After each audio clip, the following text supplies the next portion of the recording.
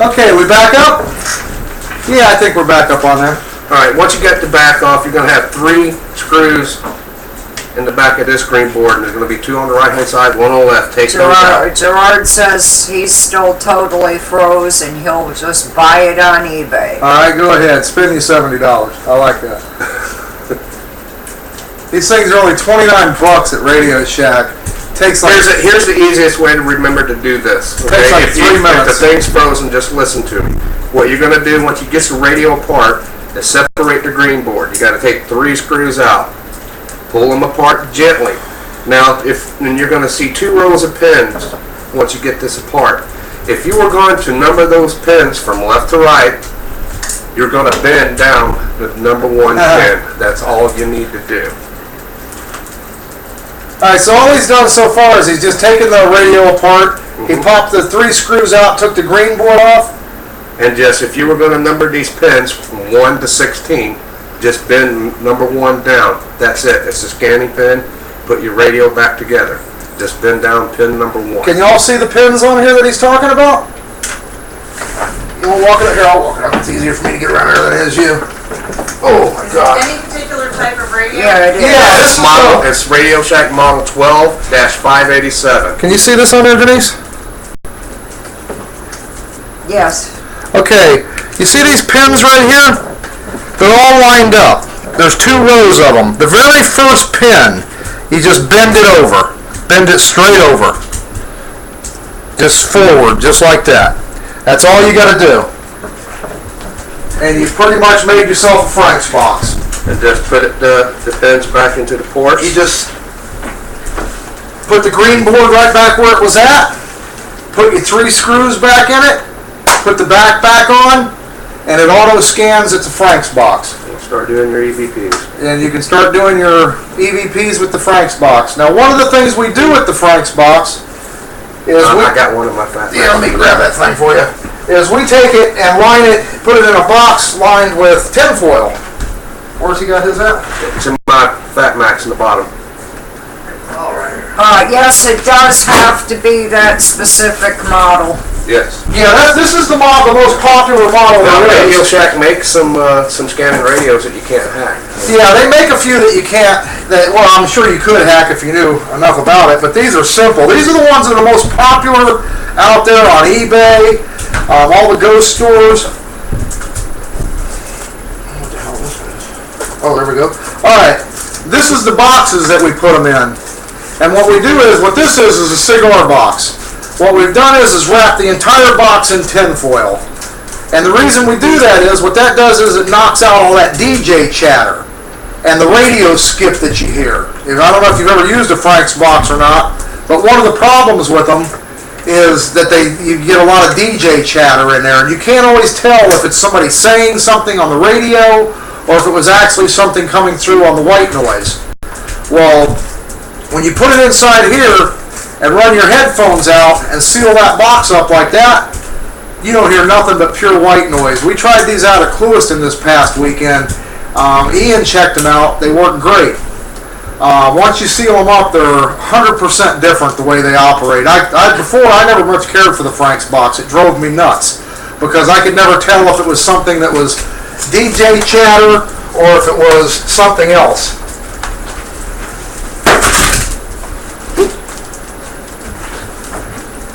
They work a lot better like this, though. He's got this one. He's putting the last screw back in it already. That's pretty much how fast it is that you can make these things. Like I say, they only cost $29 at Radio Shack. They're still functional if you need to use them for. Right, they're still completely functional. If you need to want to use them as a radio, it doesn't affect that at all. All it does is it allows it to scan automatically. And they have a switch on the side of them. Once you put it on scan, it's a hold switch. You put it on scan, flip that switch up, and then it won't stop scanning if you bump another button or something by accident. Because people say you're still getting. Yeah, a lot of people always say that, oh, mine stopped scanning after just a couple of moments. Well, that's because they forgot to hit the hold button usually. That's what causes that. And you can see this one here now, it's scanning right through. scan it right through the stations.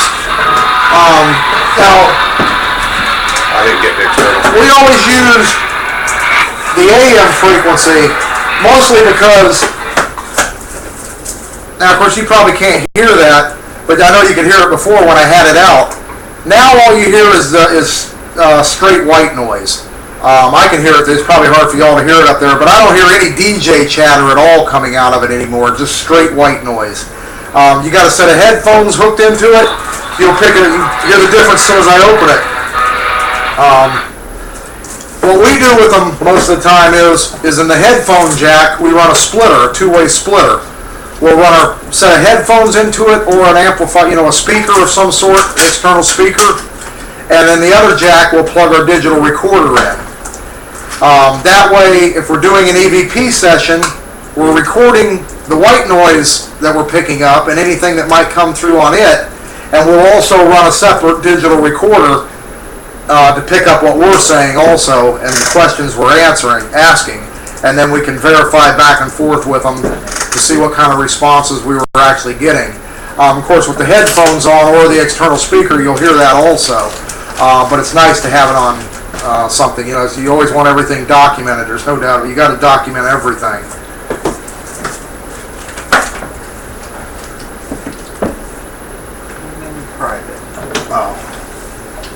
Should the volume be turned up? Also, can you Velcro radio to box to prevent box from moving? Yeah, well, what I do is you can Velcro it in there if you want. That's a good way. But what I do is I just take a little piece of foam.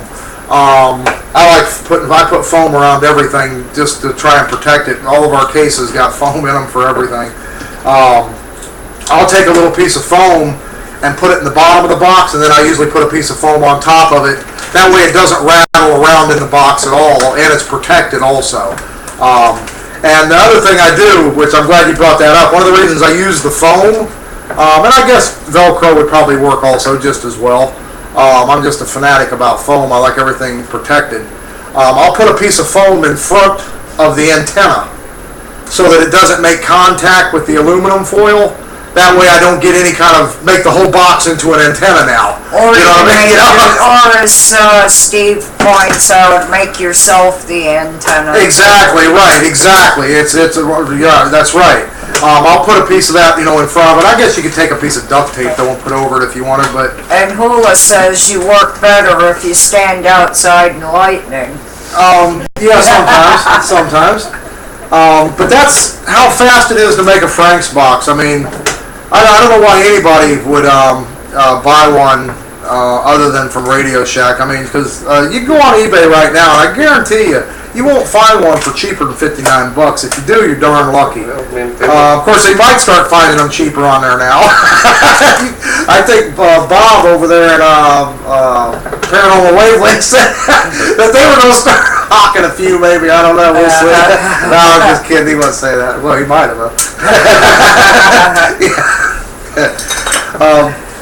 But yeah, so there you go. Tonight we made these EMF pumps. All three different sizes of them here that he put together. Gerard wants to know what type of speakers can you use. Well, I'll tell you what, the speaker that we're using for that little booger is either earbuds, but what we use is that Radio Shack amplified speaker. EVP listener.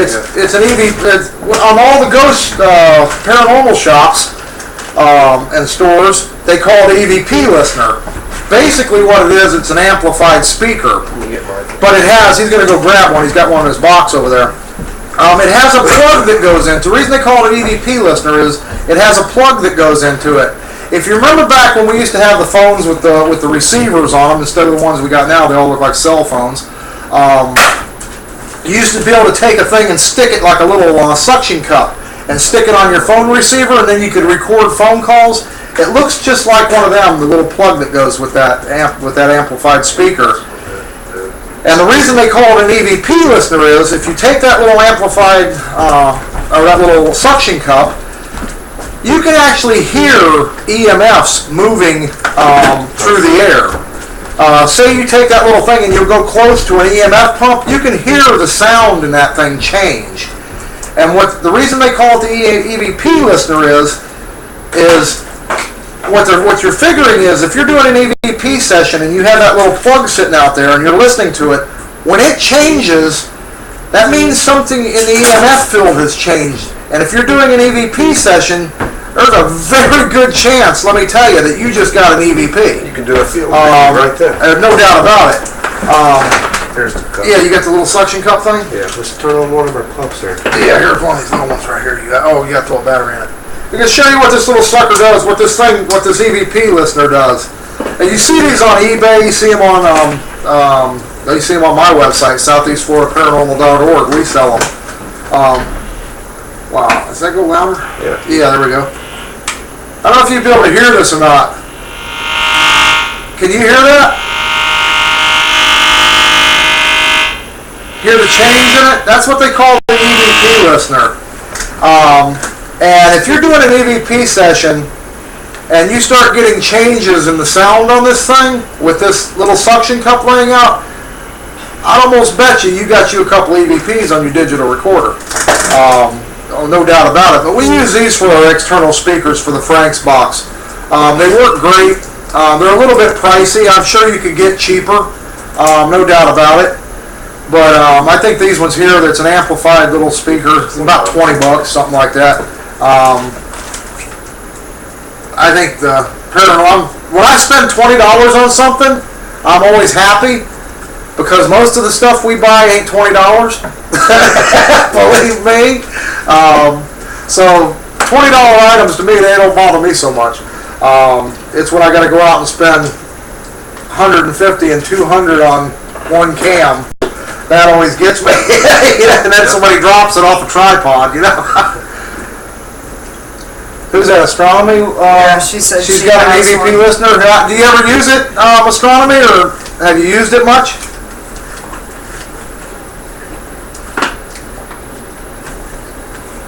Oh, you haven't used it yet? They're kind of cool. We've been experimenting with them a little bit, and I think we have got the different sound on the thing and picked up a couple EVPs, haven't we? Oh, yeah. So yeah, I mean, of course, we've got so many different gadgets that we can't use them all every wants to time. know what Radio Shack calls the EVP listeners? It They is- call it a amplified speaker, actually. It's a mini amplified speaker. Yeah, they call it the mini amplified speaker. What the heck's the model number on that rascal? Let me get my glasses. Yeah, I know, right? Well, that's because you're getting old, though, Yeah, the man. model number is 277-1008C. That's a long one. It's the amplified speaker. Mini amplified Mini amplified speaker. It's just a little amplified speaker. They're no bigger than a pack of cigarettes. That's pretty much the one. Very easy to use. Very handy. 10:03. All right, well, I guess we're going to get ready to wrap it up for tonight. Stay tuned here. We're going to show a short video from some of the stuff we did at Clewiston this week. I think it's about 5 or 10 minutes. It's 10 minutes. It's 10 minutes? And then you and I and Ian are going to remain in chat for a while we show the rerun of tonight's episode. Oh my God. All right, there we go then. All right, thanks for coming, everybody, and I don't know what we're going to have next week yet. That's to be announced. Got any old cameras laying around? Yeah, you know what? Maybe we'll do that. We'll do some camera Do it for the conversions. spectrum. Yeah, we'll make a full spectrum camera next week, an IR camera. Show you how to take a regular old camera, regular old digital camera, and convert it into an IR camera so that you can. It's not one you want to use for Christmas or Thanksgiving. Yeah, right. You can use it at night if you throw you some extra IR lights on there, and you can take you some IR pictures at night. It's a cheap way to make an IR camera. It's very easy to do. But thanks for everybody for coming tonight. We appreciate it. Yes, Trip, we already got reruns.